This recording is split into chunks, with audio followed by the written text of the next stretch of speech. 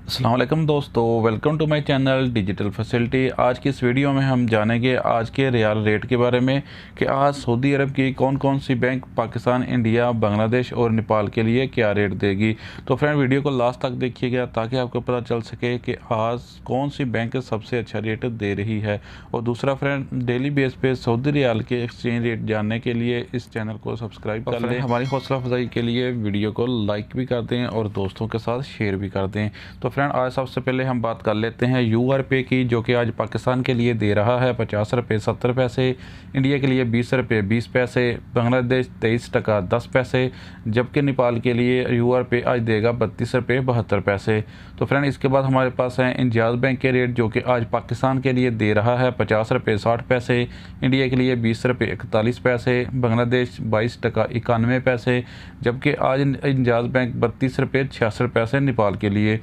और फ्रेंड, अब बात करते हैं NCB की, जो कि आज पाकिस्तान के लिए दे रहा है 50 रुपये 41 पैसे, इंडिया के लिए 20 रुपये 21 पैसे, बांग्लादेश 22 टका 70 पैसे, जबकि नेपाल के लिए आज रेट होगा 32 रुपये 13 पैसे। तो फ्रेंड, आप जानते हैं STC पे के रेट, जो कि आज पाकिस्तान के लिए दे रहा है 50 रुपये 75 पैसे,